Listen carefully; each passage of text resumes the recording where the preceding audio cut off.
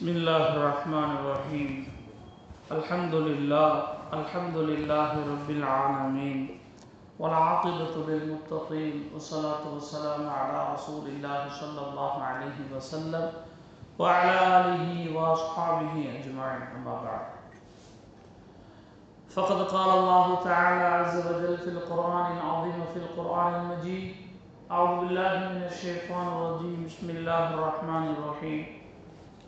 وعنده مفاتيح الغيب لا يعلمها إلا هو ويعلم ما في البر والبحر وما تسقط من ورقة إلا يعلمها ولا حبة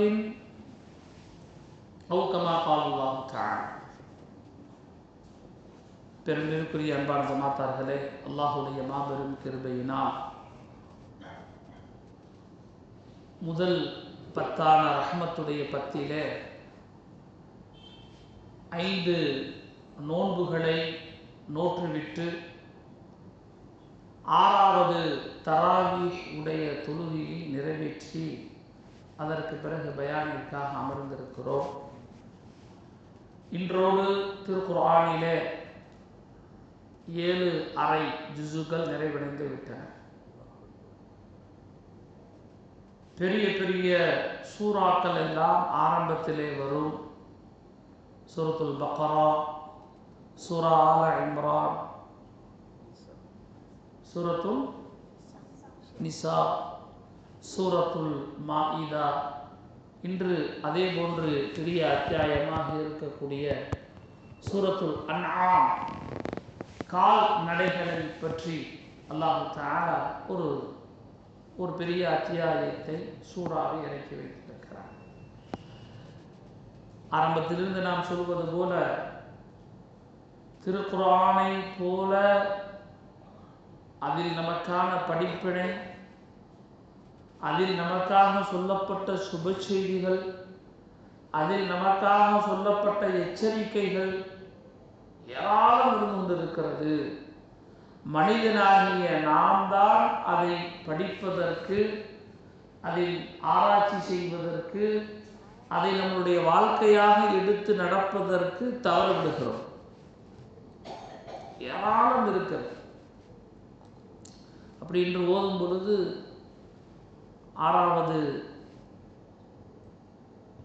7வது ரக்காத் என்று நினைக்கிறேன். அதில் அல்லாஹ் தஆலா ஒரு வசனத்தை சொல்கிறார். அதாவது அவனை பற்றி. இப்ப அல்லாஹ் என்று சொன்னால் இங்கே இருக்கக்கூடிய ஒவ்வொரு நபருக்கும் ஒரு விதமான சிந்தனை வரும். அப்படிதானே? எல்லாருக்கும் ஒரே சிந்தனை ஒருத்தவங்களுக்கு ஒரு சிந்தனை வரும். அல்லாஹ்னா நம்ம அல்லாஹை எப்படி புரிந்து வைத்திருக்கிறோமோ, ரப்பை எவ்வாறு நெருங்குகிறோமோ, அறிந்து வைத்திருக்கிறோமோ அந்த அறிவு நமக்கு வரும். ஆனால் ரப்பே அல்லாஹுவே அல்லாஹுவை பற்றி சொல்கிறார். என்ன சொல்கிறார்?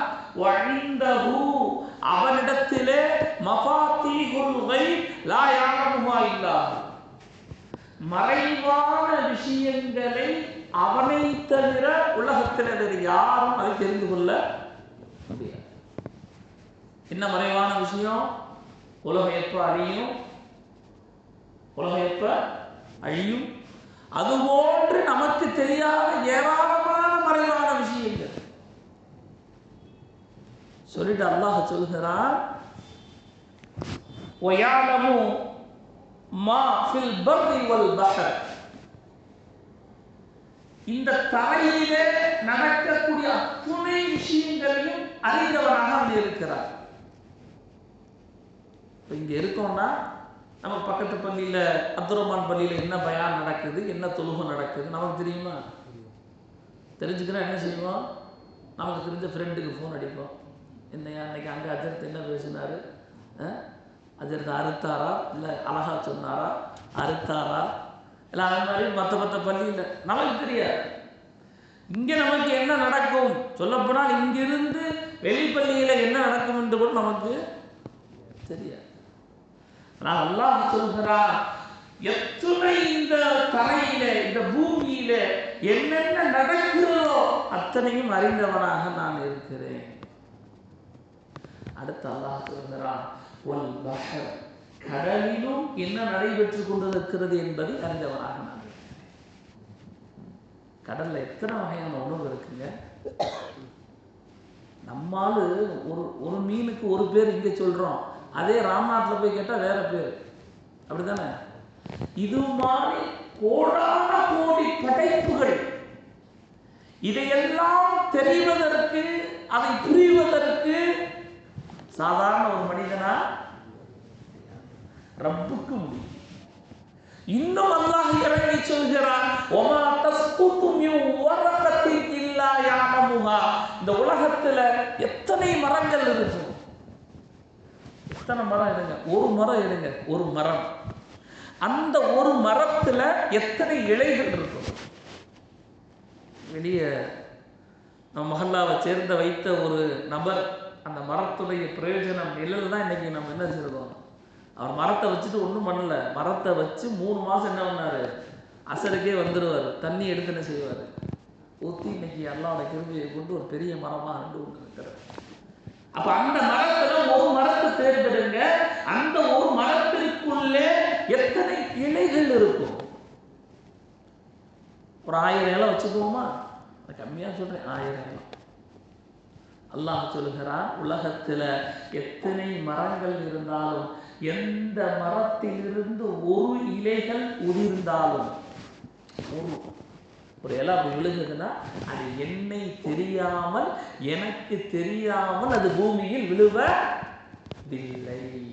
ஒமா தஸ்குது மின் வரகத்தின் இல்லா யஅலமுஹா.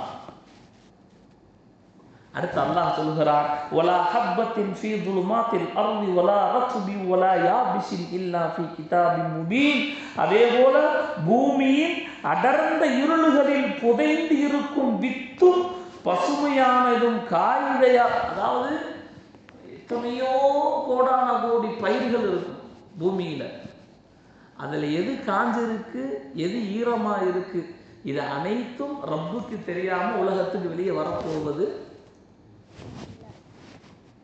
இந்த வீணா போன மனுஷன், எனக்கு எல்லாம் தெரியும், நான் தான் பெரியவன், நான் தான். முதலில் இந்த உடல் நமக்கு சொந்தமா? கபரிலே கொண்டு போய் வைக்கப்படும் பொழுது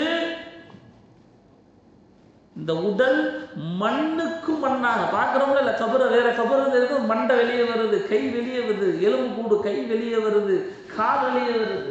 இந்த உடல் நமக்கு சொந்தம் இல்லைங்க. ஆனால் இந்த வாழ்க்கையில் மனிதன் அடிக்கின்ற பெருமை எவ்வளவு. நான் இல்லாட்டி எதுவும் நடக்காது, நான் இல்லாட்டி இந்த குடும்பத்தை யாரு பார்த்துக்குவா, நான் என்ற அந்த பெருமை கர்வம். காரணம் இது அதிகமாக, இதனால் இது அதிகமாக என்று சொன்னால் ரப்பை பற்றி புரிதல் நமக்கு இல்லை. அல்லாஹ் சொல்கிறான்ல, இப்ப நான் அதான் ஆரம்பத்துல கேட்டேன், அல்லாஹ் என்று சொன்னால் இங்கே இருக்கக்கூடிய ஒவ்வொரு நபருக்கும் ஒரு விதமான புரிதல், ஒரு அறிதல் இருக்கும். ஆனால் அல்லாஹ் சொல்லுகிறான், நான் இத்தனை விஷயங்களையும் அறிந்தவனாக இருக்கிறேன், என்னை சாதாரணமாக நீங்கள் நினைத்துவிட வேண்டாம். அடுத்து நேற்று ஓதிய அந்த சூரத்துல் மாஇதா, மாஇதா என்று சொன்னால் அதனுடைய அர்த்தம் தட்டு, சாப்பிடும்ல சாப்பாடு தட்டு. இது சம்பந்தமான என்ன சம்பவம் இறங்கியது சொன்னால், ஹதரத் ஈசா அலைஹிஸ்ஸலாத்து வஸ்ஸலாம் அவர்களோடு நெருக்கமாக இருந்த ஹவாரி பீயீன்கள் என்பதாக சொல்லுவாங்க. ஈசா அலைஹிஸ்ஸலாம் அவர்களோடு ரொம்ப நெருக்கத்தில் இருந்தவங்க. அவங்க ஒரு நேரம் என்ன சொன்னாங்கன்னா, ஈசா நபியே, இப்போ பார்த்தாலும் சொர்க்கத்தை பற்றியே பேசுறீங்க, கொஞ்சம் நம்புகிற மாதிரி எங்களுக்கு இருக்கணும், கொஞ்சம் நம்புகிற மாதிரி இருக்க. அதனால் சொர்க்கத்திலிருந்து உணவு என்ன செய்யுங்க, சாப்பாடு வரணும், உங்கள் ரப்புட்ட கேட்டுன்னு செய்யுங்க, வாங்கி கொடுங்க. அப்போ ஈசா அலைஹிஸ்ஸலாத்து வஸ்ஸலாம் சொன்னாங்க, அல்லாஹ் ரப்புட்ட கேட்டாங்க, யா அல்லாஹ், என் கூட இருக்கக்கூடிய மக்கள் உணவு என்ன செய்கிறாங்க, கேட்கறாங்க. அப்ப அல்லாஹ் சொன்னா நான் இறக்கி கொடுப்பதற்கு தயார். ஆனால் சில நிபந்தனைகள், அந்த உணவை என்ன செய்யக்கூடாது, சேமித்து வைக்க கூடாது. சேமித்து வைக்கவோ எடுத்து வைக்கவோ என்ன செய்யக்கூடாது, கூடாது. உணவு கேட்டீங்க, உணவு என்ன செய்யும், வந்துக்கிட்டே இருக்கு. அதே போல யார் சாப்பிடுகிறாரோ, ஒரு நபர் எடுத்து சாப்பிட்டா வயிறு நிரம்ப சாப்பிடுவார். கடைசி நபர் வரைக்கும் வயிறு நிரம்ப என்ன செய்வார், சாப்பிடுவார். சாப்பாடு என்ன செய்யாது, காலியாக. அப்ப அல்லாஹ் தஆலா இது மூசா நபி, ஈசா நபி அந்த மக்கள்கிட்ட சொல்றான். நம்ம ஆளுங்க சும்மா இருப்போமா, என்ன நபி எங்களை பத்தி என்ன தப்பா நினைக்கிறீங்க, நாங்க அப்பெல்லாம் என்ன செய்ய பண்ணோம், கவலைப்பட, கொண்டு வர சொல்லுங்க, கொண்டு வர. இப்போ துவா கேட்டாங்க. மலக்குமார்கள் 7 தட்டுகளோடு, அந்த 7 தட்டுகளில் மீன்கள் 7 மீன்களும் உணவாக என்ன செஞ்சு கொண்டு வந்து கொடுத்தாங்க. நம்மால் சாப்பிட்டாங்க, டேஸ்ட்டு மாஷா அல்லாஹ், குட், வெரி குட். இருந்தாலும் நப்ஸ் என்ன செய்யலை, விடல, எடுத்து வைக்க ஆரம்பிச்சான். நம்மால் இங்கே சிறுநீர் கழிக்காத என்ன பண்ணுவேன், இங்கே சிறுநீர் கழிக்காத என்ன பண்ணுவேன், பக்கத்துலேருந்து கழிச்சுட்டு போவேன். இங்கே தான் கழிச்சிருக்கேன், நான் பக்கத்தில் என்ன செய்வேன். இது மனிதனுடைய புத்தியே இல்லை. அல்லாஹ் சொல்லிட்டான், சாப்பிட்டுக்கிட்டே இருங்க. எடுத்து வைக்கிறதோ சேமித்து வைக்கிறதோ உங்களுக்கான வேலை கிடையாது.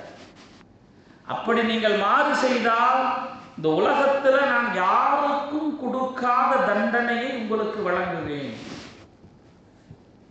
கேட்கல, வரம்பு மீறினாங்க, சேமித்து வச்சாங்க, எடுத்து வச்சாங்க. அல்லாஹ் அந்த மனிதர்களை குரங்குகளாகவும் பன்றிகளாகவும் அல்லாஹ் தஆலா மாற்றிவிட்டார். அறிவியல் சொல்லக்கூடிய உண்மை அவ. குரங்குல யார் வந்தா, அதான் சொல்றாங்கல்ல, சொல்றாங்க சேட்டை பண்ணான்னு சொல்லுவோம். குரங்கு சேட்டை பண்ண தப்புறாங்க, குரங்கு மாதிரி என்ன பண்றேன் தப்புறான்னு சொல்றோம். இதெல்லாம் யாருன்னா அங்க மாறு செஞ்சவங்க, ஈசா நபிட்ட மாறு செஞ்சவங்க. இப்போ பன்றிகளாக தெரியக்கூடிய எல்லோரும் ஈசா அலைஹிஸ்ஸலாம் அந்த உணவை, அந்த மாயிதாவை சேமித்து வைத்தது காரணமாகத்தான். அப்ப இந்த சம்பவத்திலிருந்து நாம் புரிய வேண்டிய விஷயம் என்னவென்று சொன்னால், ஒரு சரீஅத்தில் ஒரு சட்டம் நமக்கு சொல்லப்படுகிறது, ஒரு விஷயம் சொல்லப்படுகிறது என்று சொன்னால், அதில் தேவையில்லாத கேள்விகளை, தேவையில்லாத ஆராய்ச்சிகளை, அறிவை என்ன செய்யக்கூடாது, செலுத்த. அல்லாஹ் சொல்லிட்டானா, ரப்பு சொல்லிட்டானா. இதே சம்பவம் நம்ம நபி ஸல்லல்லாஹு அலைஹி வஸல்லம் அவருக்கு நடந்துச்சு. நபி உட்கார்ந்து இருந்தாங்க, மக்கத்து குறைஷிகள் எல்லாம் வந்தாங்க. சஃபா உம்ரா போனவங்க, ஹஜ்ஜு போனவங்க பார்த்துருப்பீங்க. சஃபாவுடைய மலை வந்து நபியை உங்களுக்கு நபியை போட்டு பார்க்குறாரு. சும்மா ஏதாவது சொல்லி அல்லாஹ்லாம் சொல்லிக்கிட்டு இருக்காரு. இவரை என்ன செய்வோம், ஒரு வழி பண்ணுவோம்னு சொல்லி, நபியை நல்லா இருக்கீங்களா, அல்ஹம்துலில்லாஹ், அல்லாஹ் ரப்பு ரப்புன்றீங்க, இந்த சஃபா மலை என்ன பண்ணுங்க, தங்கமாக மாற்றி காமிங்க. உடனே ரசூலுல்லாஹ், அப்படி தங்கமாக மாற்றினா எல்லாரும் ஈமான் கொண்டுருவீங்களா, நாங்கள் என்ன பண்ணிக்கிறோம், ஈமான் கொண்டுக்கிறோம். உடனே அல்லாஹ் ஜிப்ரீல் அலைஹிஸ்ஸலாம் மூலமாக சொல்கிறான், தங்கமாக மாற்றுறது அல்லாஹ்வுக்கு ஒரு பெரிய வேலை. ஆனால் யாருக்கும் கொடுக்காத தண்டனையை அவர்கள் மறுத்து விட்டார். இப்போ தங்கமாக நான் மாற்றிட்டேன், மறுபடியும் என்ன செய்யக்கூடாது, மறுக்க கூடாது, என்னை ஏற்றுக்கணும். அப்போ சொல்லும் பொழுது, அப்போ அல்லாஹ் தஆலா 2 விதமான ஒரு சாய்ஸ், ஒரு வாய்ப்பை நபிக்கு கொடுத்தா. ஒன்று, அப்படி இல்லைன்னா அவங்கள நான் மன்னிச்சு அவங்க செய்கிற தௌபாவை நான் என்ன பண்ணிக்கிறேன், ஏற்றுக்கொள்கிறேன் என்பதாக சொல்லும் பொழுது, வேணாம் இந்த சமுதாயம் கண்டிப்பாக இவங்க ஏற்றுக்க மாட்டாங்க. ஆனால் இவங்க நான் நாளைக்கு ஒரு கால் இஸ்லாத்தை ஏற்றுக்கொண்டு பாவ மன்னிப்பு கேட்டால் கண்டிப்பாக என்னது ஒரு வாய்ப்பு இருக்கும். ஆகையால் அந்த வாய்ப்பை எனக்கு கொண்டு வந்து நபி ஸல்லல்லாஹு அலைஹி வஸல்லம் அவர்கள் அதை வேணாம்னு சொல்லியிருக்காங்க. அல்லாஹ் நல்லடியார்களே, இஸ்லாமிய ஷரியத்துடைய சட்டம் நமக்கு அறிவுக்கு அப்பாற்பட்ட விஷயம், தேவையில்லாத கேள்விகளை சொல்லப்பட்டிருக்கிறதா? ஒன்றும் இல்லை. நேற்று உட்காந்து ஜக்காத்துடைய கணக்கு போட்டோம். வீட்டில் உட்காந்து ஜக்காத் எவ்வளோ கொடுக்கணும், நகை எவ்வளோ இருக்குன்னு கணக்கு பண்ணால் 15 பவுனுக்கு கிட்டத்தட்ட 45,000 ஜக்காத்து வருது. எவ்வளோ வருது? 15 பவுனுக்கு. எப்படி 15 பவுன் குறையாம நம்மட்டலாம் இல்லைல்ல? எல்லாம் 20. தாய்மாரெலாம் கேட்டுக்கிட்டு இருப்பீங்க, 25, 30, 40, 50, 100, 200 அதெல்லாம் இருக்குது. அப்போ கணக்கு போட்டால் ஜக்காத் எங்கே வருது? வேறு வழியே இல்லை, கொடுத்துதான். இன்னும் வச்சுருத்துங்க காசு தங்க ஏறதுக்கு நாங்கள் என்ன செய்ய முடியும்? தங்க ஏறதுக்கு நம்ம என்ன செய்ய முடியும்? அதை கொடுத்துதான் ஆக வேண்டும். ஆகையால் தயவு செய்து ஷரீஅத்து சட்டத்திலே விளையாட்டு வேண்டாம், விபரீதமாக ஆகிவிடும். அல்லாஹ் நம் அனைவரையும் பாதுகாப்பானாக. என்ன சொல்லப்பட்டிருக்கிறதோ அதை முழுமையாக எடுத்து வழிநடக்கக்கூடிய இஸ்லாமிய சமூகமாக நம் சமூகத்தை அல்லாஹ் தஆலா மாற்றுவானாக. ஆமீன் ஆமீன் யா ரப்பல் ஆலமீன். நவைத்து ஸௌம கதீன் அன் அதாஇ ஃபர்தி ரமதான் ஹாதிஹி ஸனத்தி லில்லாஹி தஆலா. இந்த வருடத்தில் ரமதான் மாதத்தில் ஃபர்தான நோன்பு அதாவாக இன்று நோக்க நீ செய்கிறேன்.